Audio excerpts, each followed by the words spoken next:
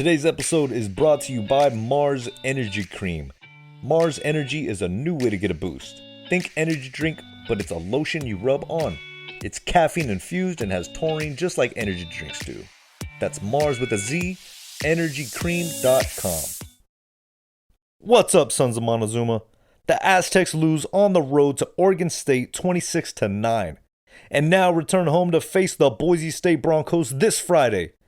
So why are the guys not freaking out about it? Throws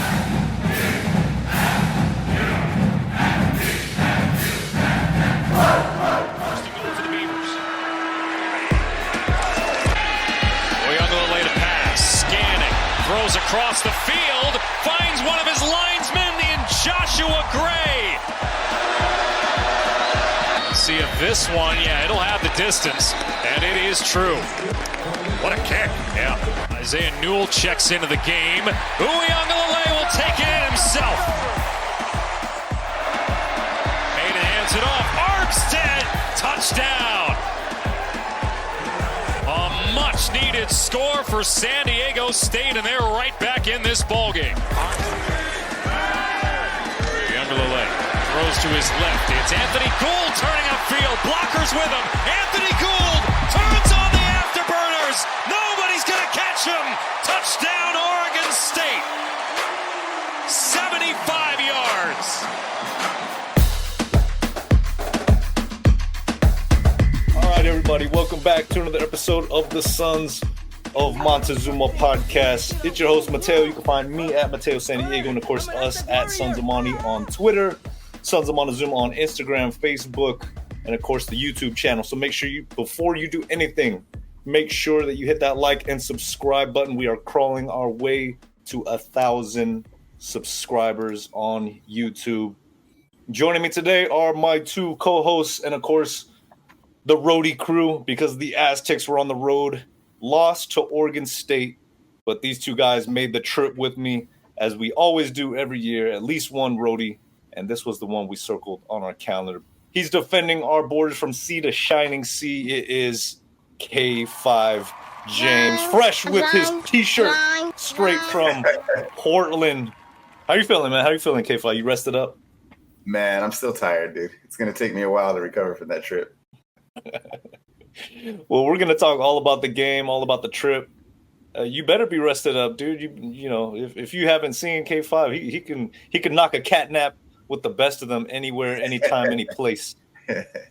Definitely was an exhausting trip, and glad to see making his way also back on the pod this week. It is the dirtiest of the Dans, D Morton 78. Yo. What's up, Dirtball Dan? Not much. I'm exhausted too. Long day of work. We have this to do. It was all worth it. It was a lot of fun. Yeah, that day coming back to work off of a roadie like this is always tough. We want to apologize for taking an extra day to get this recording. You know, we had to we made sure we got all of Portland, all that Oregon could bring us. And we took it head on, and we survived. The Aztecs, however, got the loss, 26-9. Kind of a weird score.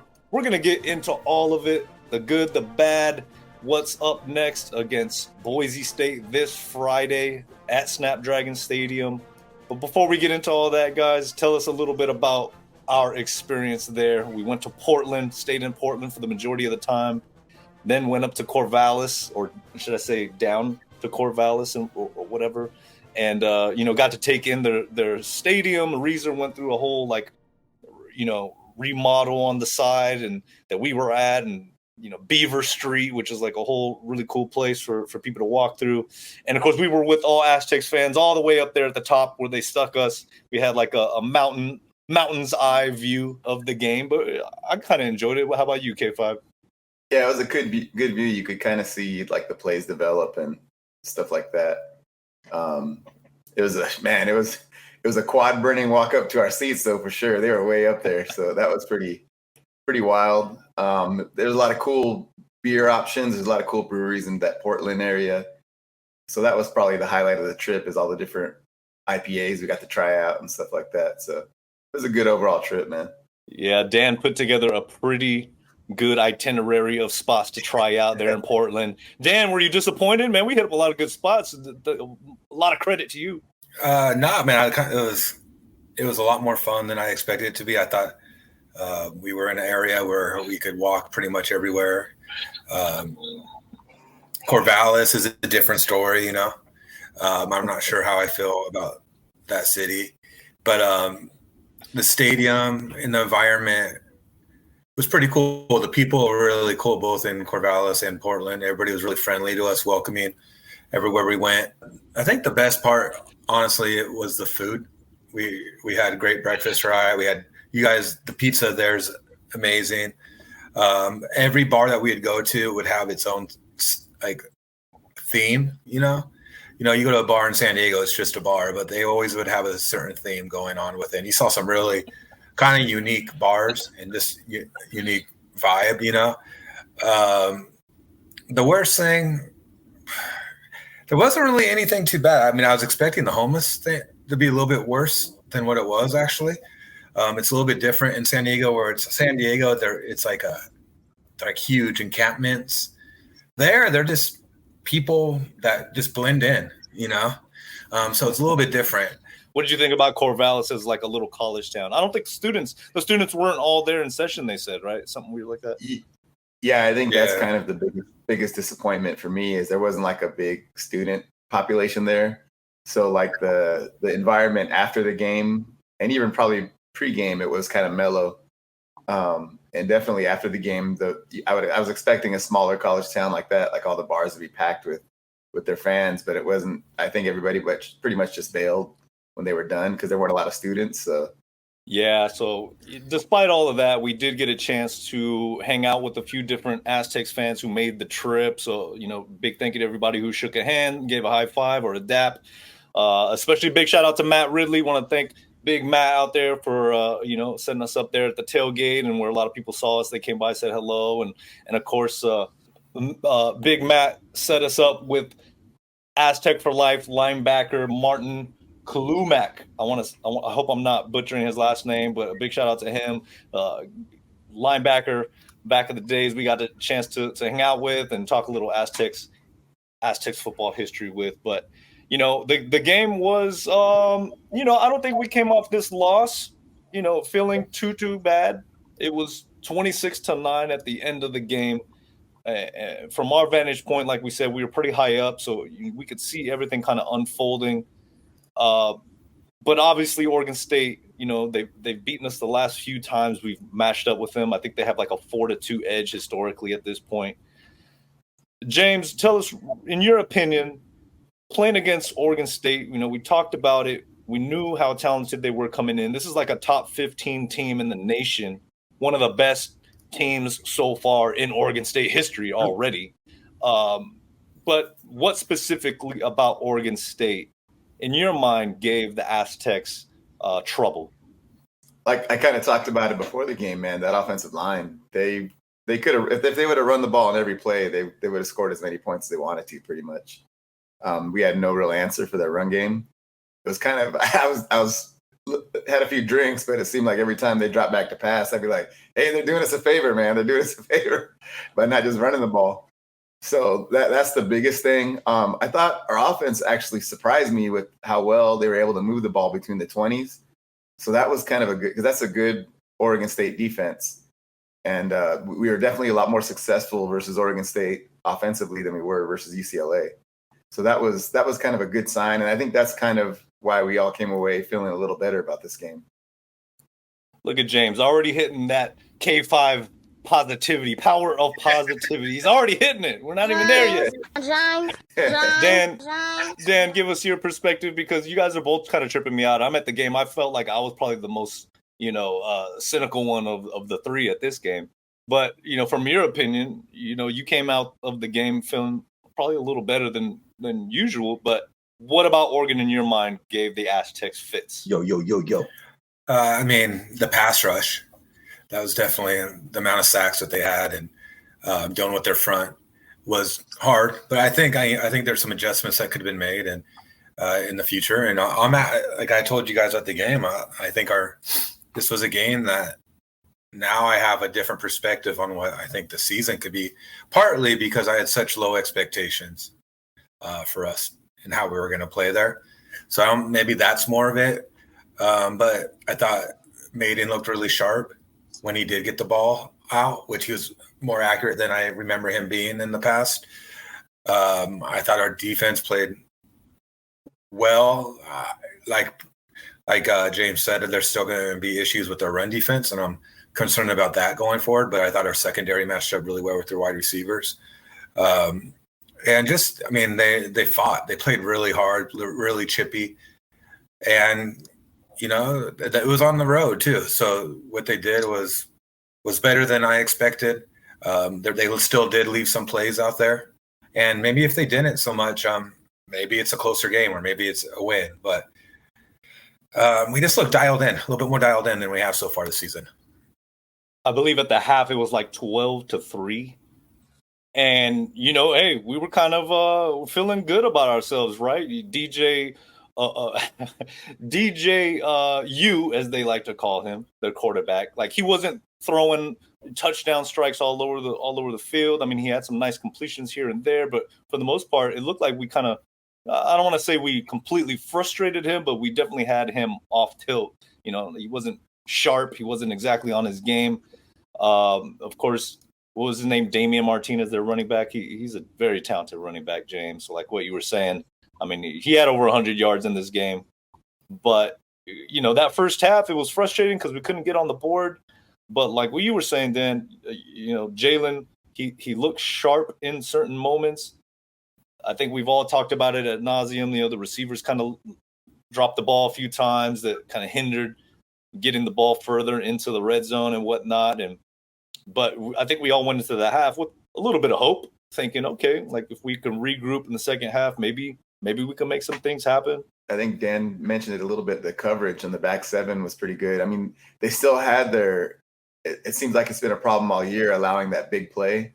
They still had like that big play susceptibility, but I like the way they go after the ball, man. They're great cover guys, and they're real opportunistic as far as being ball hawks. So that was a good sign. And then again, we still move the ball fairly well between the 20s, man. That was Maiden was really sharp. We just had some drop passes or missed opportunities and trying to get the run game going. So it was a lot of the same things I talked about for the whole game. Mekhi Shaw didn't make the trip, and a lot of people were puzzled by that. But if you had watched that UCLA game, I think a little closer, you would have saw, I mean, he took some big hits. I know he got bent back in one of those plays, and he may have like toughed it out that game. He may have toughed it out in that game, but, you know, he obviously wasn't able to make the trip. So, you know, if they were holding him for this game against Boise, I can understand that. Yeah, it was good to see Penny be out there and kind of be like a focal point of the offense. A lot of those little crossing routes. And then he had that one where for a touchdown, if Maiden, one of the few misses that Maiden had was if just threw it by him. But the DB was beat, you know. It was almost like the DBs of Oregon State were kind of surprised by what our wide receivers could do, because there's also that drop by Balin Brooks, right? That was like a post, I want to say, and it looked like it could have went for a touchdown too. And Josh Nicholson had some opportunities, but man, they're young and even they're really inexperienced. But I thought, you know, they showed something. They showed some ability to separate. Now we just got to make a little bit more plays, just, you know, be a little bit more focused. I think a lot of people are kind of like walking away from this game still frustrated. You know, obviously we're not off to the hot start. We're sitting here at 2-2, but the last two teams we played were pretty talented. But this game, I think we need to talk a little bit about Jalen Maiden, you know, his toughness. I mean, he took some shots. Oregon State, like what you guys alluded to, their pass rush was a problem for us, especially on those third downs, which is unfortunate. But I think one of the reasons why we all feel probably a little more upbeat than most, maybe on Twitter or Facebook or any of those channels, is that, you know, the penalties, one penalty, I think it was for like 5 yards. So the play calling, the execution has been cleaned up a bit. And like we said, this is a top 15 team in the nation, guys. So to see Jalen get out there, you know, get those connections without Mekhi out there, the run game looked like it had its moments. They corrected some of those issues on like those short yardage situations. You know, they converted. But I think when it comes to the offense, guys, you know, yes, they are still making mistakes, but it's not really something you could pinpoint on one position group, on one person, or anything of that nature. I mean, there's a lot to go around, but you see that they're getting much closer than they were. I mean, was the offensive line perfect? No, but they definitely had their good moments and the bad moments. The receivers had their good moments, bad moments. The quarterback, he was accurate for the most part. I wish he would have ran it a little bit more. I think that's what everybody was kind of walking away looking at. But for the most part, it seems like it's just every game incrementally getting better offensively. And this game was against tough talent. I can't underscore that more. Building block things you can take away from this game, man. They kind of there was an incremental improvement, and anytime you take that against like we said, a top 15 team, I think that's something we can build upon going forward. No, I went into that game and I said exactly this. I just wanted to see some improvement. I wanted to see if the team got better. And one thing that was kind of noticeable, besides their ability to run the ball against us, like we kind of matched up athlete-wise. Like we didn't look outmanned like how we did against UCLA. We seem to be able to play on the same field with these guys. And maybe, I mean, when you have blown coverages like we did at UCLA, it does definitely make it look worse. But besides a running back, I feel like we could go player for player with them pretty much. I know one of the things we talked about leading up to the game was their small wide receivers, right? You know, and having that opportunity, maybe our linebackers could get some hits and jar the ball loose. But I agree with you. I think physically we can match up. But every team, you know, whether it's your advantage or your disadvantage, you got to work within what you have. And they're a really well-coached team. I think you could see some of their play design, some of their timely calls, and just, boy, that last little pass and their speedy receiver just took it to the house. You know, we could match up with them, but that was just like the perfect call at the perfect time, and his athleticism just took over. So I think we can match up, but there's still just certain things. You know, that's a special team, Oregon State. I don't know how deep they're going to go in the Pac-12 because it's completely a loaded conference. But I agree with you, man. I agree with you for sure. Hey Aztec Nation, if you enjoyed this episode, be sure to hit the like and subscribe button to our channel. And then stop on over to sonsofmontezuma.com where you can find more SDSU sports, news, articles, podcasts, and the most unique Aztecs-inspired merchandise in our original NIL shop. This year's Sons of Montezuma NIL team features quarterback Jalen Maiden, receiver Makai Shaw, running back Keenan Kristen, defensive lineman Garrett Fountain, and linebacker Cooper McDonald. With every purchase, you directly support our student athletes. So make sure to stop over at sonsofmontezuma.com today. Go Aztecs!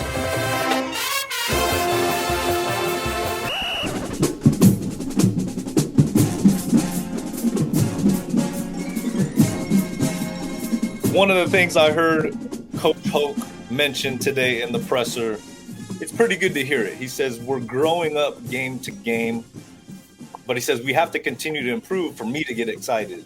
And I think, you know, anybody really watching the game closely, you can see that they're improving game to game. It's a process, and that's what the whole season is going to be.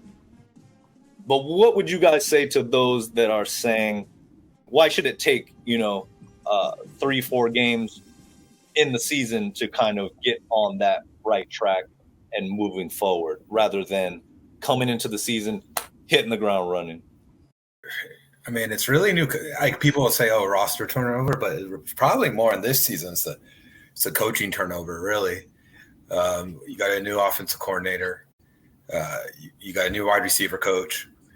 You got a new defensive line coach. There's been a lot of changes on the staff. Also, with we didn't have the perfect roster construction. We had a lot of people coming back, but then we also had some pretty big holes to fill, and the one that we're really struggling with right now is defensive line. I don't know what we're going to be able to do there actually for the rest of the season. It's probably going to be something that we have to deal with, but just coaching in general and the coaching changes, and I think other teams go through it too, but we're maybe not as talented as some other teams. Sometimes the talent wins out. Like UCLA probably, they just have better players. Oregon State's probably a little bit better, more talented than us. So, I'm not sure what it is exactly. We could have had our best teams ever, and I'm not sure we're going to go 4-0. So, part of it's schedule. Yeah, I think all teams go through this to some extent. It's just some teams come back loaded with 20 returning starters or 18 returning starters or whatever, or they have the same staff they've had forever. So your odds of being better right away are higher. To go into a season expecting the team to be as good as they're going to be from the get-go, I think that's unreasonable. I don't think that's just something that happens all the time. I know we get kind of myopic and we want our team to be the best all the time, obviously, but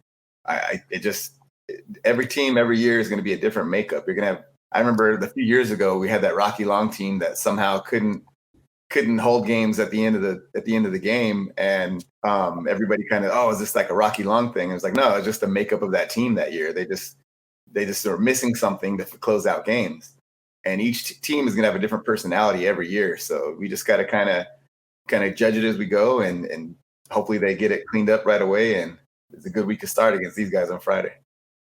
And that's also the kind of the enjoyment of college football, right? Is the roster turnover, because they're there. The kids are there 4 years, and we don't have a system yet, especially on offense, where you just plug in kids. We don't have that. The system isn't there. Maybe a couple years we're running the same stuff. Now you just plug in kids, but right now it's not. Everybody's kind of learning right now.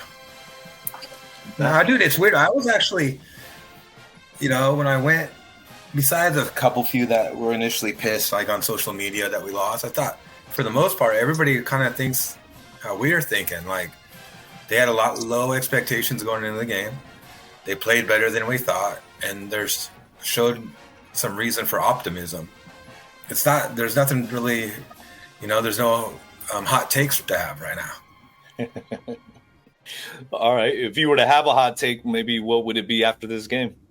You guys making any predictions or any kind of hot takes? I'm predicting we beat Boise, though. Ooh. And we're like, what, a 7 or 8 point dog right now? So that means something, right? I'm predicting we beat Boise, and I never say that.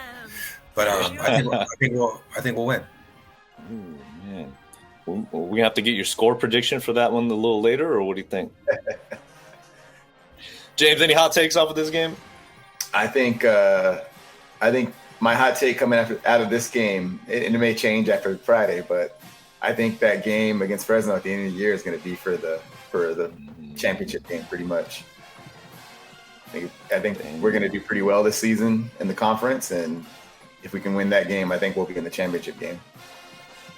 Wow, that means you're probably predicting us to be 4-2 after these next 2 weeks. I don't know about that. What did I say before the season started? If we come out of these first 6 weeks 3-3, I feel like we got a Mountain West championship caliber team.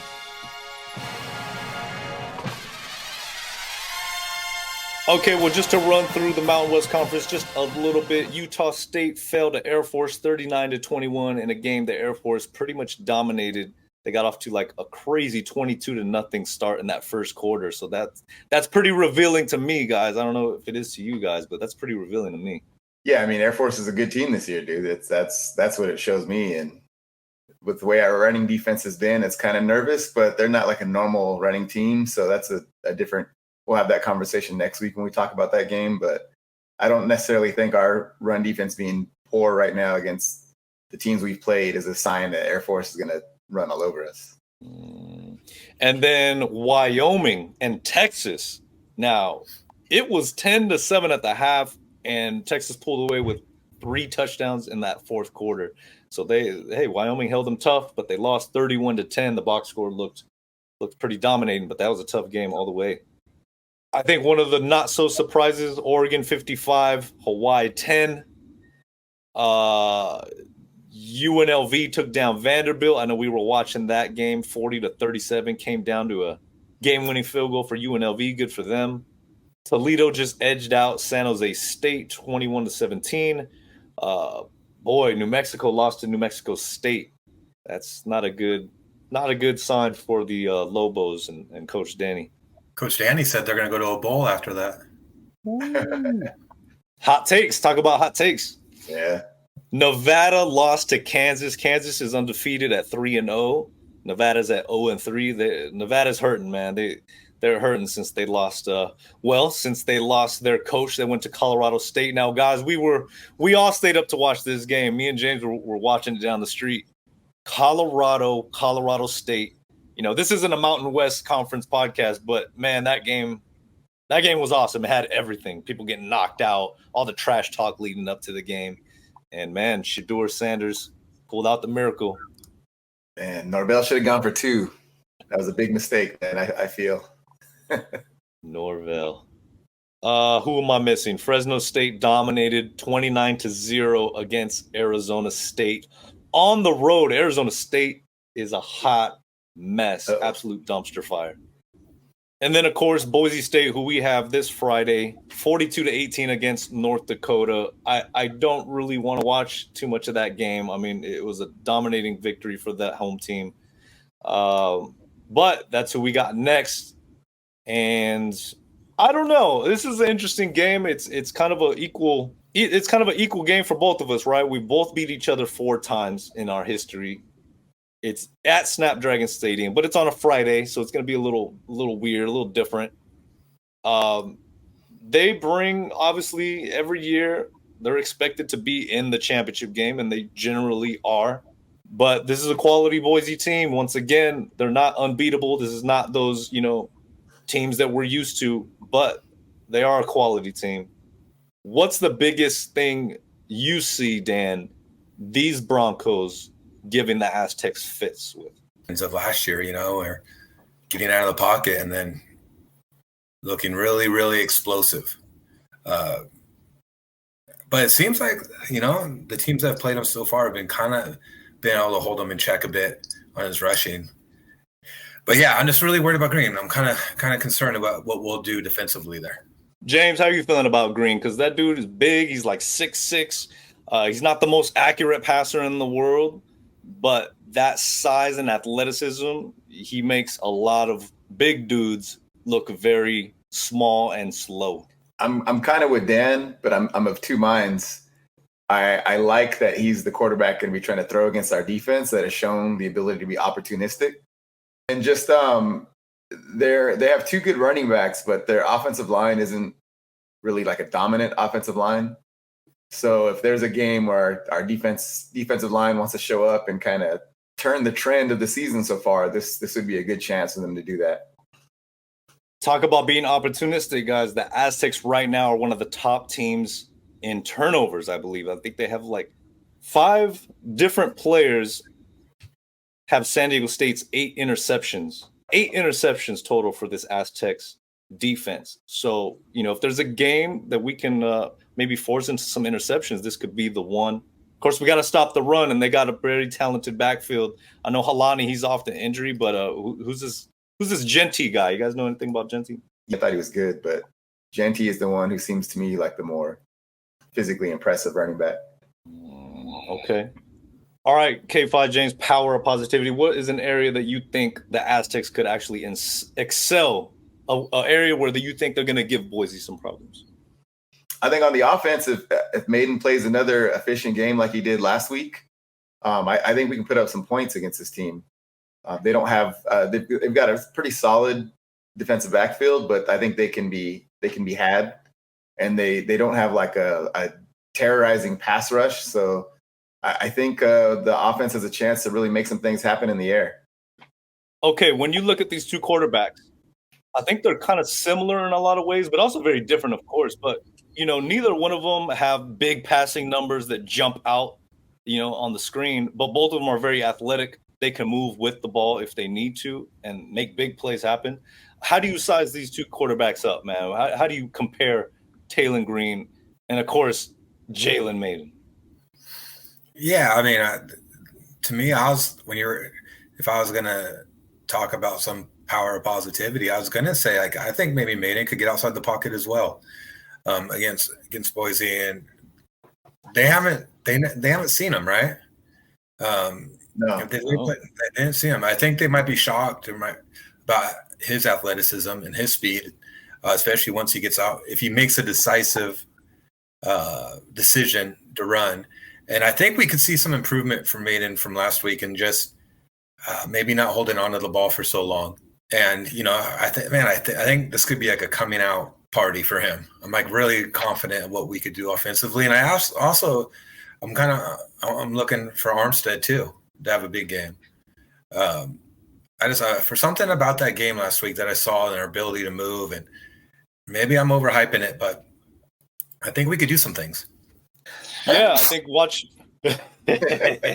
Zoom tight. I think I left your sneeze on the last time you did that, dude. Good sentence. Cut me off, man. No, I mean, I don't know if I feel your complete optimism on this, but I definitely do feel like last week, Maiden could have got outside the pocket a little bit more. You said it all comes down to kind of being that decisiveness in the pocket, knowing when to run, or even if it's we saw some plays that called for him to run and got some good yardage. So I didn't realize that. I didn't realize he did not play Boise last year. It was after that game that the decision was made and the switch was made for Maiden to be the quarterback. These last two games, James, we've played UCLA and a really good Oregon State team. Do you think playing that tougher competition, I mean, really well coached teams, physical teams, is a good, I don't want to say prep, you know what I mean? Because you're out there to win every game. It's not just a preparation or learning, but I mean, they could have been some pretty good, steps to get to conference play. And now we're here relatively unscathed on the injury front. Yeah, I think they're good preps because let's be honest, some of the teams in our conference haven't looked that good so far. And I think it might, when we get into conference play, the games might slow down for these guys a little bit. So some of those mistakes they made on running plays, the offensive line struggling, missing a block, they're not going to be overthinking it too much. And they're not going to be worried that there's some massive All-American across the line in front of them. So things may slow down a little bit for them and they may become even more efficient. So it's one good way to look at it, and hopefully it plays out on the field. I mean, you didn't like the way Colorado State played against Colorado? Dude, they were playing well. A lot of teams in the conference did well. Dude, that's rivalry games, man. You can never, no matter how bad a team is in a rivalry game, you can never count them out. Well, this game almost has like a little bit of a rivalry feel. I know it's not exactly right. It's not exactly, but this is definitely a game. I mean, to start the conference play, like this is a big game. I mean, whether we win or lose, I think a lot of people are going to take a lot from that. But then the very following week, we got Air Force. So there's like no time. It's still a very meaningful game. These two games, Boise and Air Force, I mean, we got to show up. There's no more excuses, I feel, at this point. The growth steps, you're here. It's conference play is here now. Then what are you feeling about the pressure or just the rivalry aspect, the intensity around this game? I mean, you're picking us to win big, not big, but you're picking the Aztecs to win or to at least show a lot of improvement and have somewhat of a coming out party. I mean, how do you feel about everything else going around the scenes and what this means, a win would mean for like the conference race? Nah, I think that's the thing. Now we all get excited for these out of non-conference games because they're fun, especially the ones against the P5 schools. But we don't want Boise coming in here who recruits San Diego, California, Southern California pretty well. We don't want them in here showing out. We want to make a good impression on everybody watching and the local athletes that are getting recruited by both.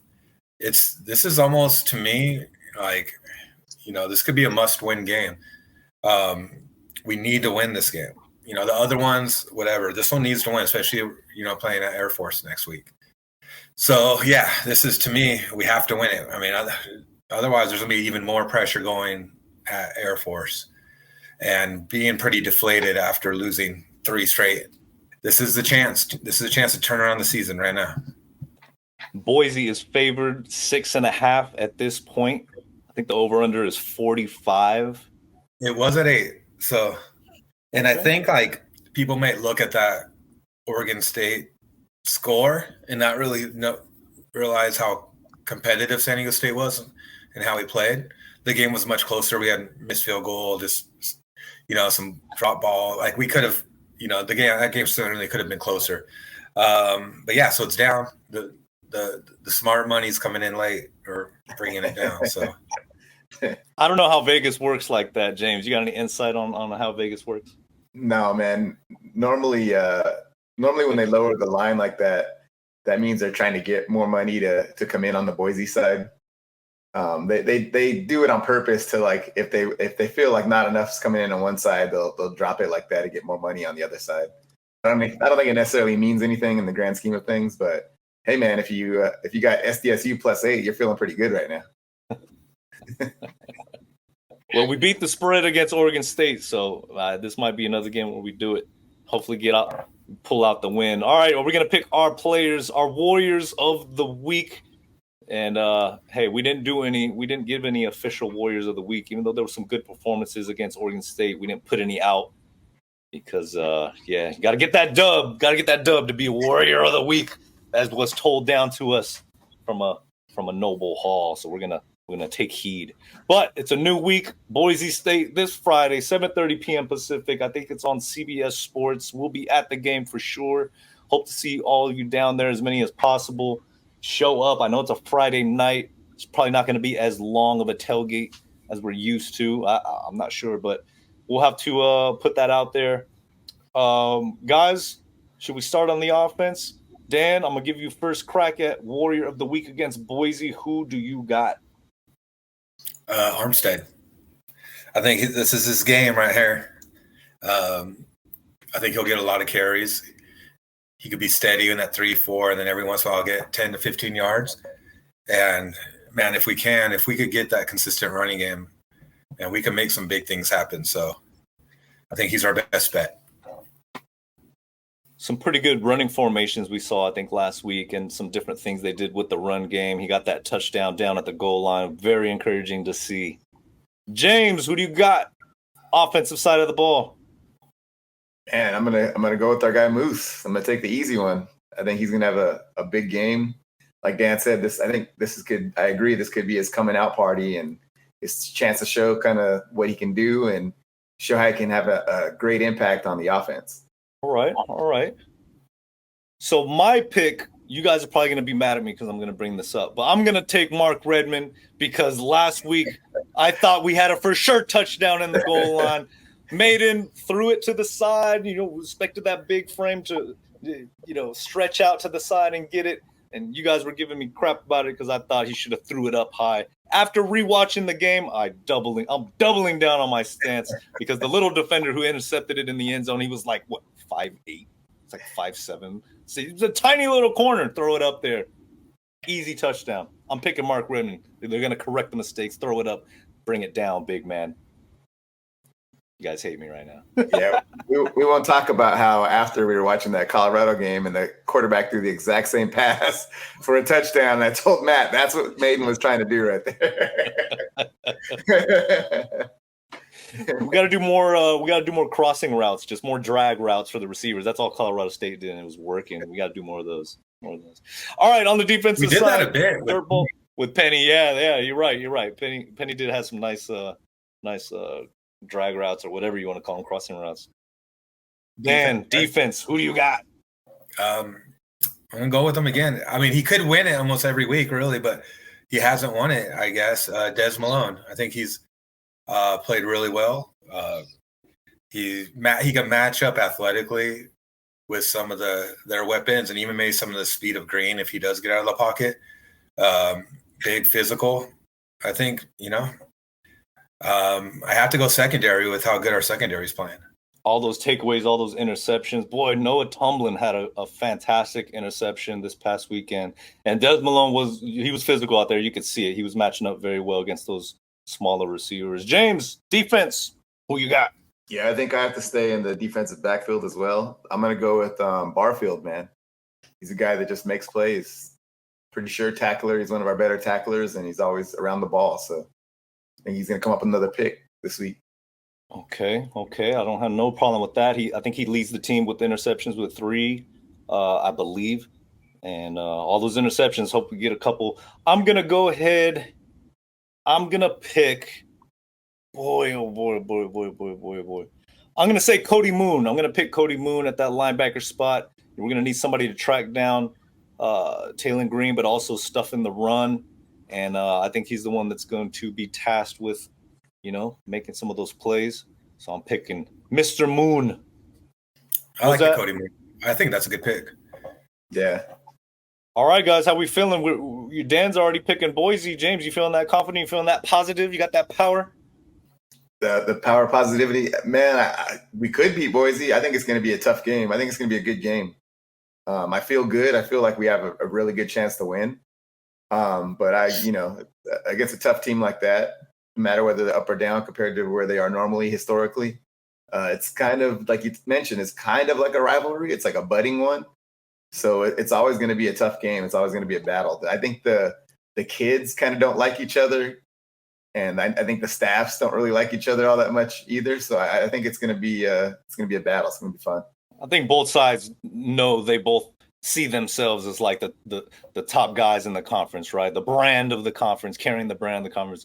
Us, we do it more in every other sport, including football. We feel like we got the right to hang that championship belt rather than them. But it's everybody's out for it. I think Dan's all busted out, man. He busted our balls all weekend, dude. Giving us guff all weekend. He don't have any more in him. He's out of gas. Well, no, I thought James's prediction was pretty weak right now. Actually, his prediction was it's going to be a good game. Well, shit. Well, that's what I think, bro. I'm not calling that a win like you. Hey, you can call it a loss. Yeah, choose a loss, man. It's all good. Would I put money on SDSU plus 6.5? Hell yes, absolutely. Am I going to? Most likely, absolutely. Sons of Montezuma podcast. But he won't do the money line. It depends. If it's high enough, I will. But all right, just so everybody knows, Sons of Montezuma does not take any responsibility for your gambling debts or choices or decisions. We in no way are endorsing you to go make a pick. But we will say, go have yourself an Ale Smith, State Ale, go get one. And hey, check out Mars Energy Cream. Make sure you go slap some around your neck. Guys, this was a great trip. Corvallis and Oregon, Portland. It was all very good to us. We had a lot of fun. Coming back, it was nice to see Mr. Delgadio down there at Fox 5. He interviewed us a little ways back and got a chance to post that out there, just sharing our story and what we do on the NIL side. He got a chance to talk to each one of us down there at McGregor's. And just want to say a big thank you to the Fox 5 team for, just having the interest in sharing what Sons of Montezuma does and everything they had to say. How'd you guys think when you guys saw the piece they came out with? That was cool, man. I thought it was great. Yeah. I thought the story or the production was really good. I think James may have become a star from that. He had a lot of airtime, dude. He looked good. He's using some words I've never heard him say before. But I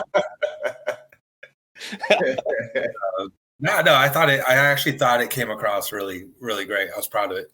James was like, indubitably. Yeah, he said, there was one word you said. I was like, what the hell? Hey, man, took his moment to shine, and he was good as gold. Hey, man, I got to use those $10 words every chance I get, man.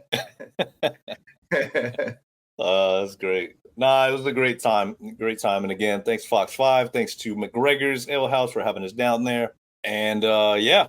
All right, guys. Well, I appreciate you guys' time. I know it was a long road trip. We're just getting back. Already game week.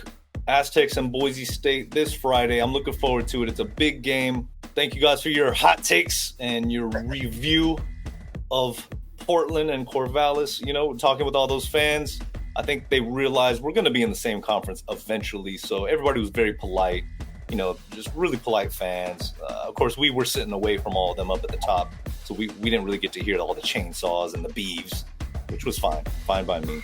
But is it a road trip you guys would ever make again? You guys think you guys would make that road trip again? Yeah, I would. I would just do it just to go to Portland again, honestly. Yeah. Yeah, Portland was fun. The downside was there wasn't a lot of women, decent looking women out there. So. Wish they all could be California, but they're not. But it's all good. All right, everybody, thank you for checking it out. We'll be giving our thoughts, hopefully with Coach C tomorrow. And get that going, even though the game's very close. But appreciate you guys' time. Make sure you are checking out sonsofmontezuma.com, all of our NIL shop. And thank you to all of you who gave your good comments about that Fox 5 piece. Until next time, sonsofmontezuma.com. Go Aztecs. I'm an Aztec warrior. Yo. This episode is brought to you by imdwraps.com. Turn your company vehicle into a new advertising channel like we did. IMD Commercial Vehicle Wraps help put the Sons of Montezuma logo on the side of our new tailgating beast of a vehicle. And they can help your company too.